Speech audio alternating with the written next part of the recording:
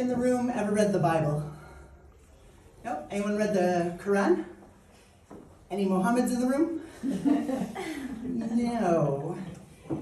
Now, I was a funny kid. I was just checking to see how strange I am. Because I read the Bible at a very young age. I was curious about the point of life at a very, very young age. And I went to Christian school. And then I went to Christian college. And I was a virgin because I didn't want to go to hell. Any virgins in the room? You? Comedians always do that, right? That guy over there. I went to a place that was completely different than I grew up in. I grew up in small town. I'm going to let you guess it. Where everyone's white. They kind of sound like me. Wisconsin. Go a little bit colder. Minnesota. Where they play a sport on ice and everyone's named John. Not like Juan, but John. Canada. Canada. And I know there's a Canadian in the room. He lived there for 20 years. Yeah, he's at the very back. He's also American. And there was only 3 black guys in my entire high school and 2 Indian dudes. So I had a very small view of what people were like in the world. And then when I was 24, I went to Japan. And on this trip, I met lots of Mohammeds. And let's call this one Mo. Because you have to give them different names and different spellings so that you can find them in your phone, right? Right? And this Mo was so tall, so dark, and so unibrowy because he believed that you're not allowed to tweeze your eyebrows in the Muslim religion. That's what he was taught. So he was gorgeous from here up and here down. And this guy was on a cruise ship in Japan with me, and I fell in love with this man. So I did what every small town Canadian girl would do when she falls in love with an Egyptian doctor. She moves to Egypt. And that turned out really well. Yeah, here it goes. So I already knew what the religion was about. So then when I went there, I would cover everything. This would not be appropriate for many reasons, I have to tell you, right? Especially this move, not appropriate. And I fell in love with the Muslim people. Are you allowed to say that? I fell in love with the Muslim people. I fell in love with Mohammeds. I had like 20 of them in my phone, right? And I was a teacher. And I had like 6 of them in one class. It was horrifying. I was like, Muslim. I was like, Mohammed. Pay attention. The Egyptians like to talk a lot, right? And I'd be like, Mohammed number 2, stop talking. Mohammed number 3, do your homework. And it was overwhelming because that country made me cry every day. I had never seen poverty before because I'm a Canadian. We have free healthcare and welfare.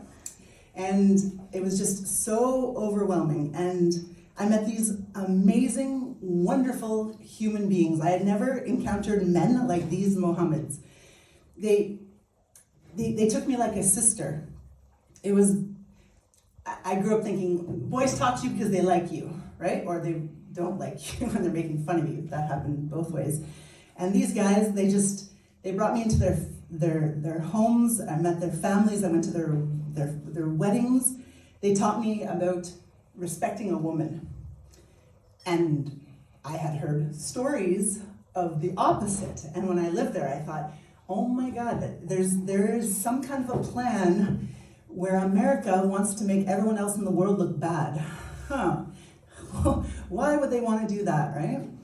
And I fell in love with this man, and this Mo, he introduced me to his parents. And do you know what that means in a Middle Eastern country, people? When you meet the parents, it means you're really close to getting married. And I didn't know that. So I went very ignorantly to his place, and I was like, so great, your sister's great, your mom's right, and he's like, and I'm like, I don't know why you're looking at me like that, right? And he had to go to England just a couple weeks after I arrived, and okay, so he goes to England, he's a doctor, he has to like go do doctory things, and he's gone so long, he doesn't call me for like months. He was gone for like 7 months, and in that time, I became horny, I don't know, but I was still a Christian, so I couldn't have sex. It was very confusing. And I was kind of like waiting for him, right? Waiting. because I met his mom, and if you're not a virgin, you're a slut. There's like nothing in between, right?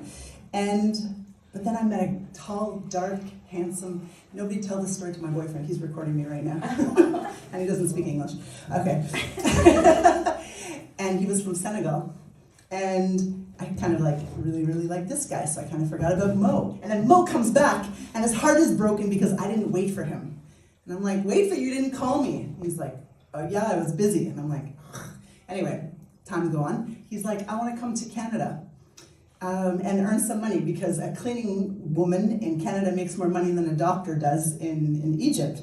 And my parents owned a hotel. So I was like, okay, come work for us and clean toilets. I do it, you could do it, right? So we would clean toilets together in my parents' hotel. And then at the end of the summer, my dad started noticing he was like absent for a while. And one day my dad catches him sleeping in the basement of one of our cottages. And my dad's like, how long have you been sleeping down here? And my dad starts to look at the video cameras and finds out that every day he took like a 2-hour siesta, which Canadians and Germans are not fond of, right? Paid siestas. So my dad like banishes him from my house, and I have to drive him to the airport.